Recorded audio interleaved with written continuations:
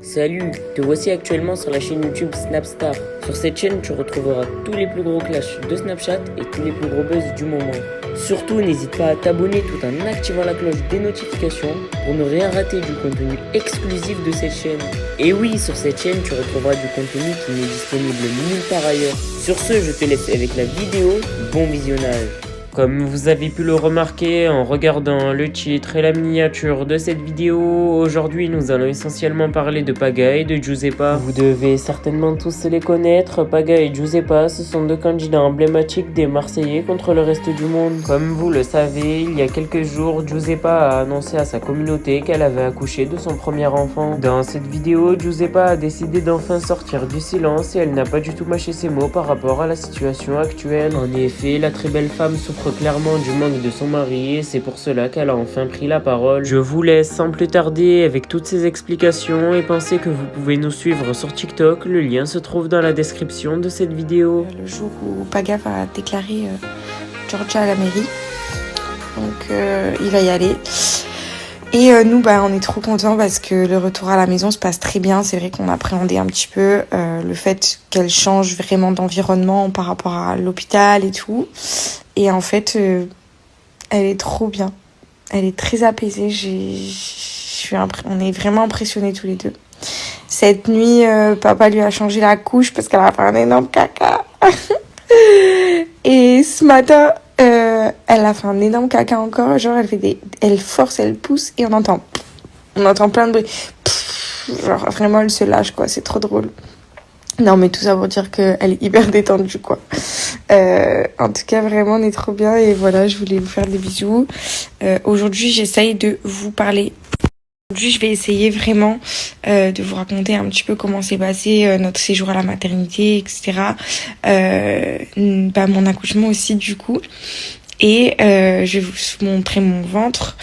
Pour mon accouchement, je vais vous raconter en gros, parce que pour vous dire, vous pourrez retrouver mon accouchement sur W9.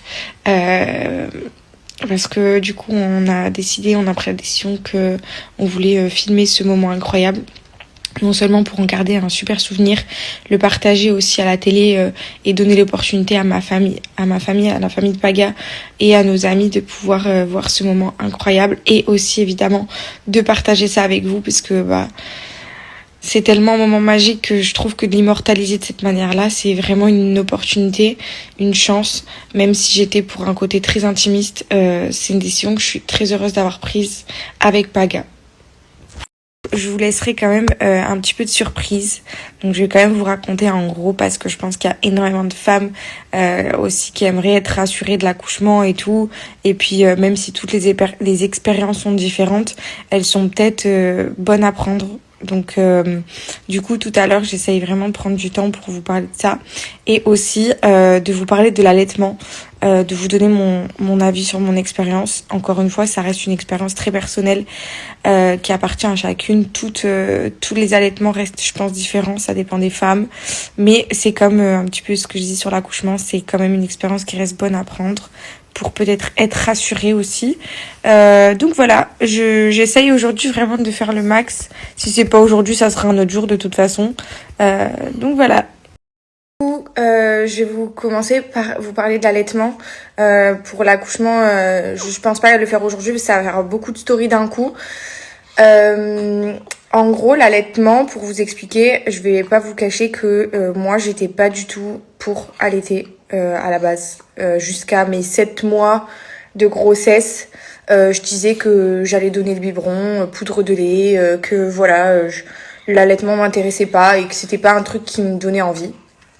Et c'est pour ça que je juge pas les personnes qui allaitent pas parce que moi-même, avant de prendre la décision de le faire, j'étais pas pour. Donc je pense que c'est propre à chacune vraiment. Il faut pas se sentir mal, je pense, de pas allaiter en fait, parce que c'est propre à chacun, à chacune. Et c'est selon aussi comment on vit notre grossesse, comment on vit l'après. Donc il faut pas avoir de culpabilité. Maintenant, je pense qu'il faut pas avoir de mauvais jugement sur l'allaitement. Donc tout ça pour dire que je pense qu'il faut pas avoir un mauvais jugement quand on n'a jamais vécu cette expérience-là. Maintenant, évidemment, s'il y a des femmes qui ont allaité et qui en ont eu une mauvaise expérience et qui la jugent par rapport à ce qu'elles ont vécu, c'est normal. Mais si on l'a pas vécu, je pense qu'il faut vraiment pas avoir un mauvais avis là-dessus. Parce que moi, personnellement, pour tout vous dire, je vis vraiment la meilleure expérience de ma vie. Après, la grossesse et l'accouchement, comme je vous l'ai dit, c'est un petit peu, à mes yeux, bien évidemment, la continuité, en fait, du lien, de la connexion, du lien qu'on crée pendant 9 mois avec notre bébé, de la première rencontre. Et pour rien au monde, je reviendrai en arrière. Et je suis tellement heureuse que mon instinct m'ait dit d'essayer au moins, en fait. Et en fait, je me dis, mais si j'avais pas essayé, j'aurais même pas connu un quart de ce que je vis actuellement. Et putain, mais quelle déception. Bref, tout ça pour vous dire que mon allaitement se passe à merveille, je pense que vous l'avez compris. J'ai eu une montée de lait douloureuse, mais je dirais pas que ça a été non plus l'enfer. Même s'il y a d'autres femmes qui ont très mal vécu la montée de lait, qui ont eu extrêmement de douleur et qui même pendant l'allaitement ont très mal pendant que le bébé tète. Moi je suis vraiment contente parce que je ne fais pas partie de ce... en fait moi j'ai rien du tout, ça se passe super bien. C'est inné, elle tète trop bien, depuis le premier jour, depuis ses premières secondes de vie, on dirait qu'elle avait fait ça toute sa vie, c'est incroyable. Et moi, en fait, je pense que je prenne vraiment du plaisir à le faire. C'est un vrai plaisir, en fait, tout simplement. Je pense que quand on fait quelque chose avec envie, ça peut que bien se passer. Après, on peut épargner certaines complications, évidemment. Je pense que ça, c'est évident. Mais sincèrement, si vous avez des doutes, les filles, et que vous avez envie et que vous savez pas trop, moi, ce que je peux vous dire, c'est essayer. Et après, vous allez voir si ça vous plaît ou pas. Moi, c'était tout nouveau pour moi, c'était l'aventure. Je veux dire, depuis le début, de tomber enceinte, d'accoucher, tout a été nouveau. Et en fait, je veux dire, il faut être positive et essayer de vivre un max le truc à fond.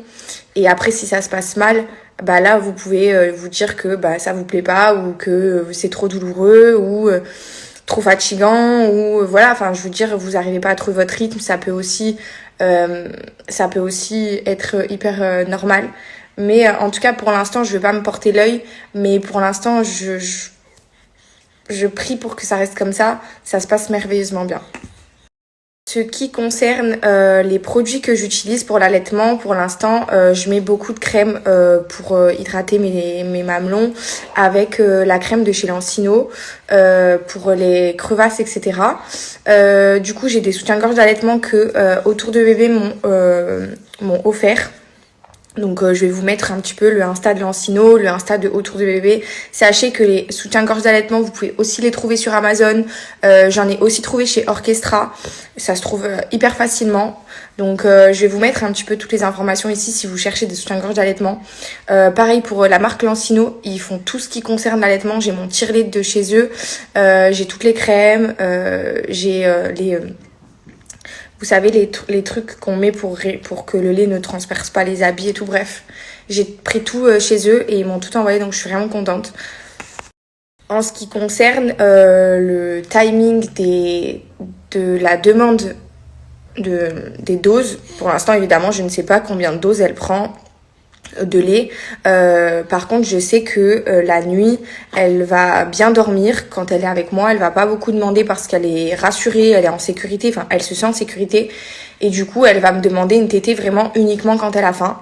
Par contre, je sais que quand elle est pas avec moi, quand je la pose ou quand elle est dans son cosy, puisque je l'ai vu quand on est rentré de la maternité, ou là elle était dans son berceau, je sais que quand elle est pas forcément avec moi, elle va demander beaucoup plus régulièrement à téter parce qu'elle va avoir ce besoin d'être rassurée à un moment donné. Et elle va vraiment téter pour le coup parce qu'elle ne prend pas le sein comme une tétine, elle le prend vraiment pour manger. Et en fait, au moment où elle réclame, c'est vraiment pour manger, mais aussi être rassurée quand elle est pas avec moi. Que ça, c'était un truc que j'ignorais qu'elle pouvait faire, et en fait je l'ai compris très vite que en fait un bébé ça a besoin d'être en fait, pour ceux qui jugent, je pense, le fait d'être très collé à son bébé et tout, enfin, c'est quand même hyper légitime de dire qu'un bébé, ça a été quand même 9 mois dans un ventre, dans ton ventre en l'occurrence, avec ton odeur, ta chair, enfin tout de toi, et elle a vécu 9 mois juste grâce à toi, et en fait un bébé ça a besoin d'être rassuré, ça passe d'un monde sombre, toute recroquevillée sur elle-même, dans de l'eau, on lui demande pas de respirer, on lui demande de rien faire, elle est dans son truc tranquille, et là d'un coup elle passe d'un monde hyper lumineux où elle a les bras ballants, les jambes dans le vide, enfin elle est plus du tout serrée comme elle l'était. Enfin, je veux dire, il y a tellement de trucs qui font que ça reste un choc. Merci à toi d'avoir visionné cette vidéo et surtout n'hésite pas à liker la vidéo et à nous donner ton avis dans l'espace commentaire. Sur ce, on se retrouve dans une prochaine vidéo. Peace.